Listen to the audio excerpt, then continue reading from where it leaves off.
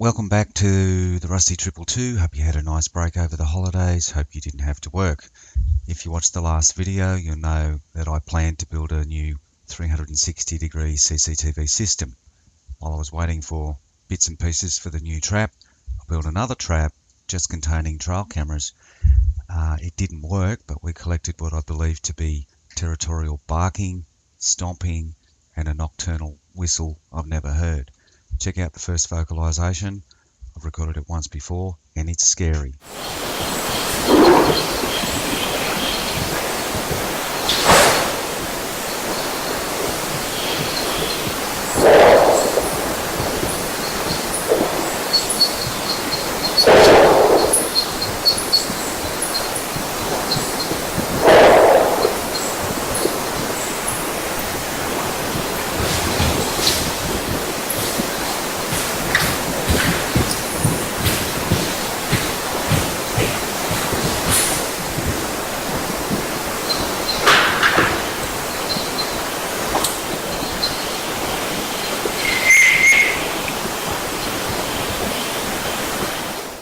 I finished the new trap and took it into the field to test and collected a couple of pieces of audio.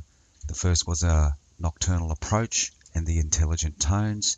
The impacts are way too heavy for wallabies and kangaroos.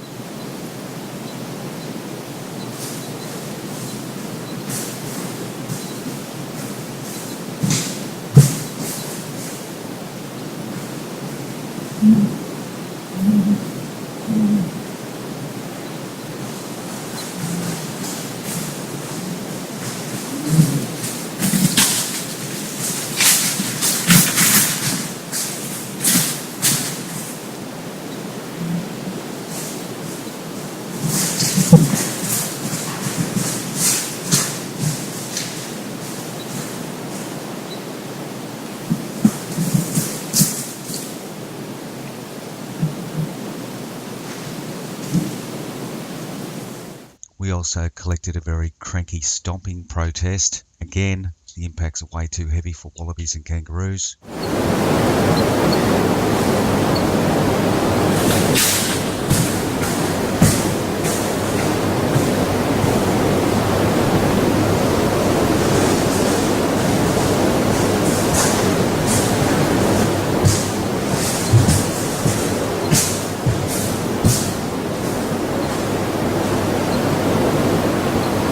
Thanks to the CCTV, I found out something very important. The time-lapse cameras have been catching birds mid-flight. The time-lapse sequences were giving me the impression that something was there one moment and gone the next, which led me to believe that it may be yowie related, which it may not have been. I'm not sure how I was ever supposed to know, but this is a good example of how photos can literally be anything other than a yowie. The new CCTV trap has 4 wide-angle cameras, which will catch the entire 360 degrees, and I've now added the other more powerful cameras running on the old system, which is actually HD, but only 960 instead of 1080. May, old station fly-in and heritage show at Raglan. We went to that years ago, the Raglan fly-in. That's where I...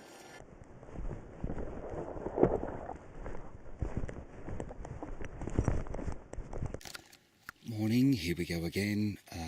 We now have both CCTV systems operating, a wide-angle full HD system and a more powerful camera setup on a high-definition system.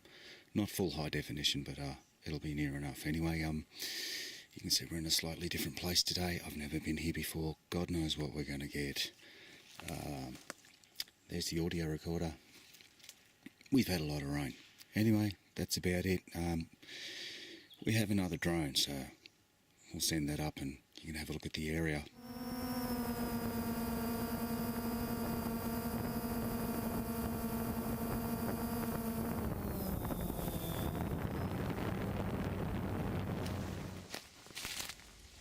We collected barking on the first afternoon.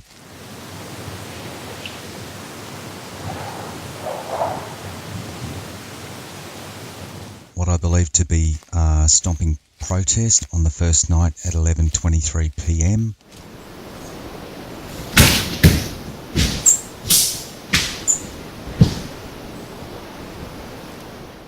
and an important call on Tuesday at 11:15 a.m.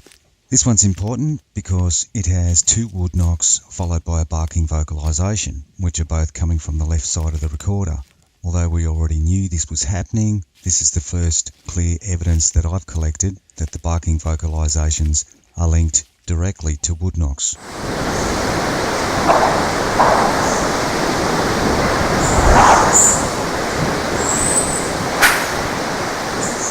I've got a major problem with the new wide-angle CCTV cameras. They're not low light, which means that most of the footage is barely watchable if the trap is in the dark. The plot watchers are having similar problems, compensating for the dark foreground and making it impossible to see what's happening in the background. The new trap hasn't enough room inside for me to correctly position the more powerful cameras where I want them, so I can't target multiple areas. I have to build a new trap based on the trap from 2 years ago.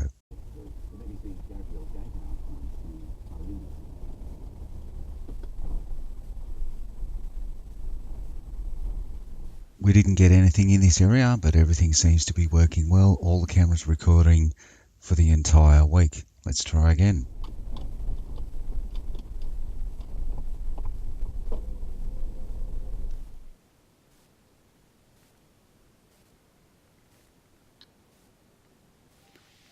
Morning, here we go again.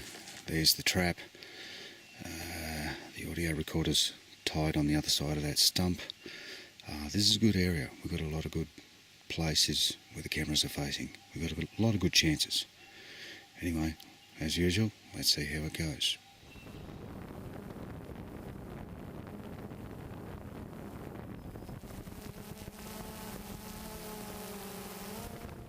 Lots of activity here, and we did get an odd piece of footage, and I'm not sure what it is. On the first afternoon at 5:08 p.m, we collected 3 whoops and a bang. Sounds like a protest.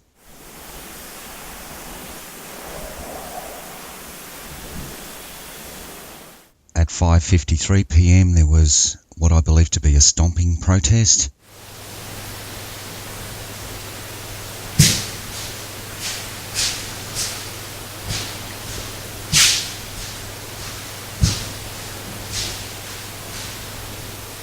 On the second day at 2:38 p.m, we collected a vocalisation.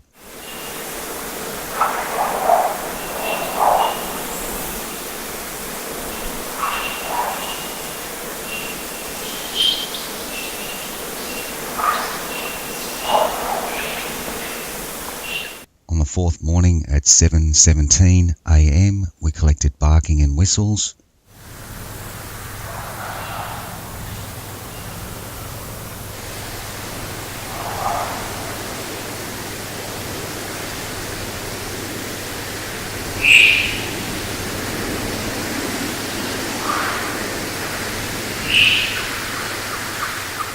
We also collected a lyrebird, mimicking the barking and ascending calls, which I've never heard before.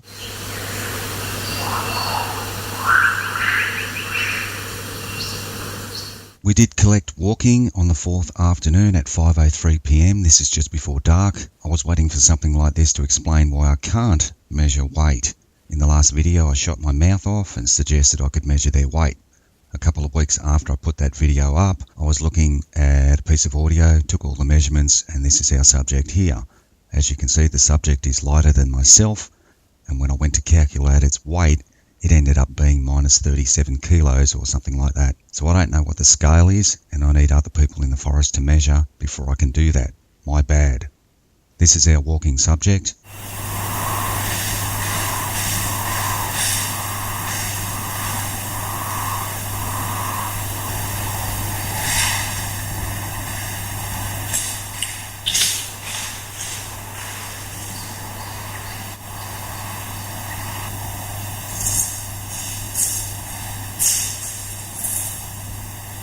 Looking at the calculations, the subject sticks out like a sore thumb and is lighter than me. It also has a 5% longer step length than myself. If that's them, and if it's walking in a normal fashion, then the subject should be around 5.97 feet tall. There's nothing 100% about this, and these are just measurements of what we're collecting, that's all. Just before we finish with this, a very clever friend has done his own research and found out that it is highly likely that a Yowie's step length ratio may very well be bigger than ours, which would make them taller than my calculations. And I'm trying to make human factors fit these creatures, which won't be correct. But as mentioned before, this is just to give us a rough idea of who's out there. So on the third day at 7:16 AM, Plot Watcher 6 recorded this, and the CCTV camera facing in the same direction caught this. The interesting thing is that there was barking in that immediate area for 10.5 minutes before the event, and the very last bark was 59 seconds before the event. After the event, the barking stops. Now, there was also a lyrebird in the vicinity at the same time, and it responded to the barking. I know that it's not the lyrebird barking because the audio program tells me that the barking's coming from a different direction. Here's a screenshot of the details where you can see the information for yourselves. Here's the lyrebird responding to the barking.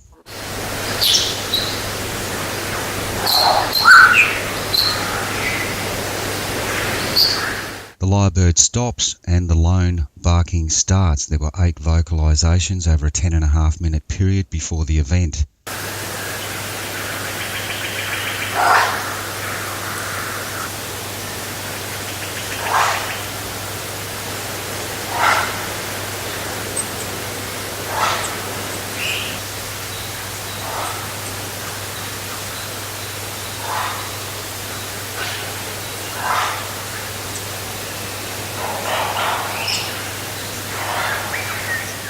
I thought it was important enough to check, so I went back to the location to check for hair samples.